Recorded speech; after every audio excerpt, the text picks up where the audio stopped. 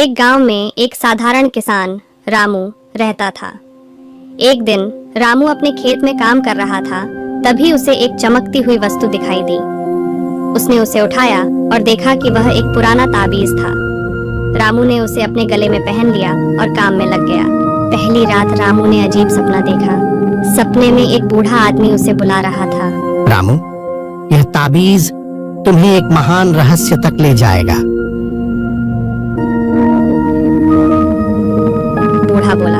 रामू जाग गया, पसीने से तरबतर। उसने सपने को नजरअंदाज करने का प्रयास किया, लेकिन उसका मन बेचैन हो उठा। अगली सुबह रामू ने ताबीज को ध्यान से देखा।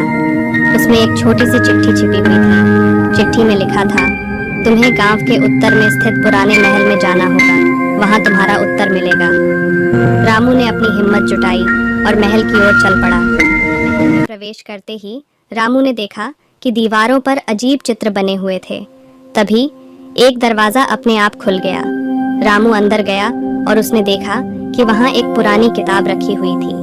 उसने किताब खोली और पढ़ने लगा। किताब में लिखा था कि यह ताबीज किसी भी व्यक्ति की सबसे गहरी इच्छा पूरी कर सकता है, लेकिन इसके लिए उसे 3 चुनौतियों का सामना करना होगा। पहली चुनौती थी, सत्य का सामना करो। तभी रामू के सामने एक दर्पण प्रकट हुआ।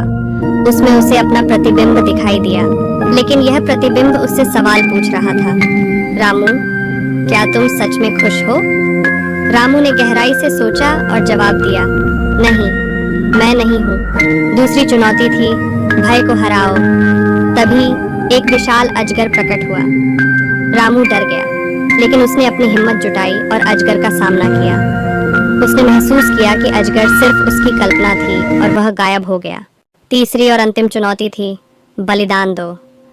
रामू को एक बॉक्स दिखाई दिया जिसमें लिखा था कि उसे अपनी सबसे प्यारी चीज उसमें डालनी होगी। रामू ने बिना सोचे समझे अपना ताबीज उसमें डाल दिया। तुरंत ही महल रोशनी से भर गया और रामू के सामने वही बूढ़ा आदमी प्रकट हुआ। तुमने सही निर्णय लिया है रामू। बूढ़ा बोला, अब तुम अपने जीवन में सच्ची खुशी और समृद्धि पाओगे। रामू ने आंखें बंद की और जब उसने खोली, वह अपने घर पर था। उसके चारों ओर खुशियां और समृद्धि थी। उसने महसूस किया कि असली रहस्य उसके भीतर ही था, साहस, सत्य और बलिदान का। रामू की यह कहानी हमें सिखाती है कि सच्ची खुशी और समृद्धि हमारे भीतर ही छुपी होती है।